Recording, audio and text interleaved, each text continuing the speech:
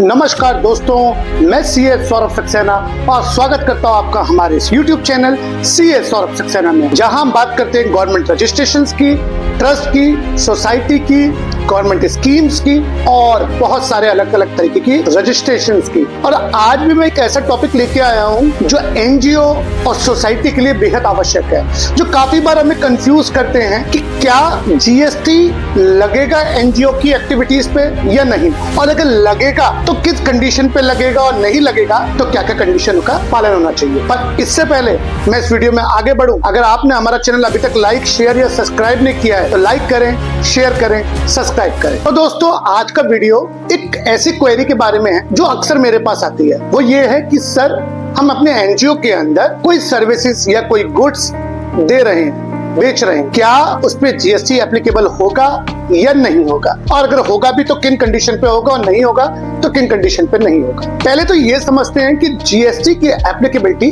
आखिरकार लगती कब है। आप किसी भी रूप में कोई संस्था चला रहे हो, चाहे प्राइवेट लिमिटेड हो, चाहे आप एनजीओ हो, चाहे आप प्रोपराइटर हो, जीएसटी की एप्लीकेबिलिटी लगती है जब आप कभी कोई गुड्स बेचते हैं और गुड्स बेचते हुए आपका टर्नओवर 40 लाख रुपए से ऊपर हो जाता है तो आपको मैंडेटरी अपना जीएसटी का रजिस्ट्रेशन करा लेना है। पर अगर आप सर्विसेज देते हैं और अगर आपकी सर्विसेज की वैल्यू 20 लाख रुपए से ज्यादा हो जाती है तो आपको जीएसटी का रजिस्ट्रेशन कराना है। यानी कि गुड्स के केस में 40 लाख और सर्विसेज के केस में 20 लाख पे जीएसटी का रजिस्ट्रेशन कराना है। तो एनजीओ पे कब लगेगा? पहला तो जनरल कंसेप्ट यही है कि एनजीओ पे जब लगेगा जब वो इन दोनों क्राइटेरिया में से किसी क्राइटेरिया को टच कर ले।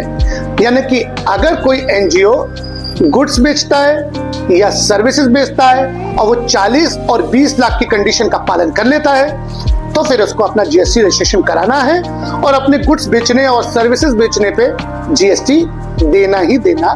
ये तो रही जीएसटी एप्लीकेबिलिटी की बात कि कब जीएसटी एप्लीकेबल होगा। क्या सर कोई और ऐसी कंडीशन भी है जहां जीएसटी हम पे लगे ही नहीं, हम एनजीओ हैं और हम पे जीएसटी लगे ही नहीं? तो इसके दो हिस्से हैं, पहला गुड्स, दूसरा सर्विसेज। अब अगर आपका कोई एनजीओ है और आपने अपना एटीजी और 12A में रजिस्ट्रेशन ले रखा हुआ है, बेसिक बात 12A में रजिस्ट्रेशन ले रखा हुआ है, और आप करते हैं कोई चैरिटेबल काम, यानी कि दोनों कंडीशन, आपका एनजीओ कोई 12A का रजिस्ट्रेशन लेके बैठा हुआ हो, आप करते हैं चैरिटेबल काम, तो फिर आप पे जीएसटी एप्लीकेबल नहीं होगा in case of services. Goods के केस में किसी प्रकार की एग्जम्पशन नहीं है। अगर आप कोई गुड्स बेचते हैं तो जीएसटी एप्लीकेबल हो जाएगा। सर, गुड्स बेचने और सर्विसेज बेचने में कैसे एग्जांपल हो सकता है? मान के चलिए आप एनजीओ हैं और आप बीइंग ह्यूमन जैसी कोई संस्था चला रहे हैं और आप बेचते हैं अपने मर्चेंडाइज, आप बेचते हैं टी शर्ट, जीन्स, जो पैसा आता है उस पैसे से आप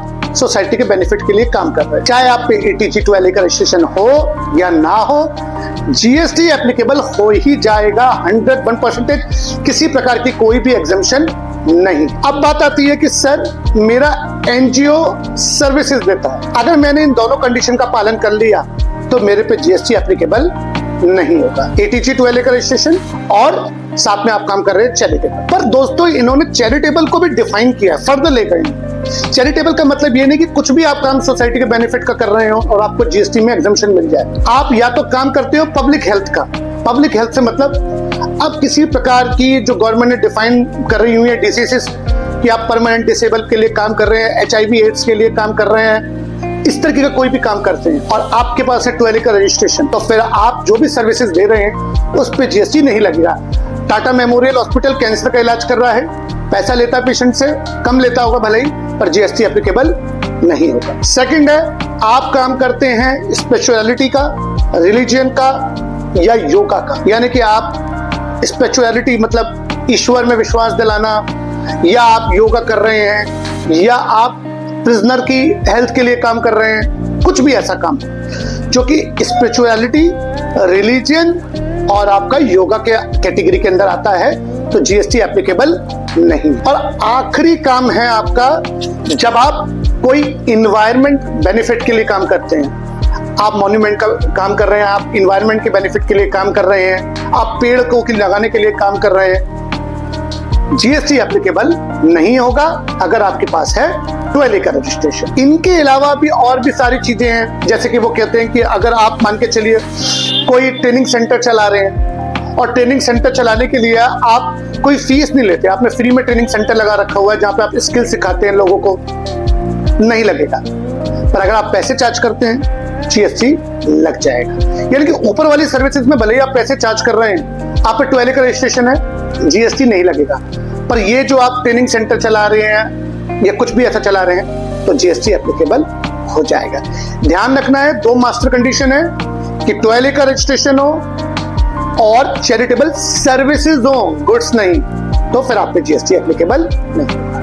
तो दोस्तों आज मैंने बात करी जीएसटी एप्लीकेबिलिटी एनजीओ के बारे में। ऐसे ही वीडियो आप पाना चाहते हैं तो हमारा चैनल लाइक करें, शेयर करें, सब्सक्राइब करें। Thank you.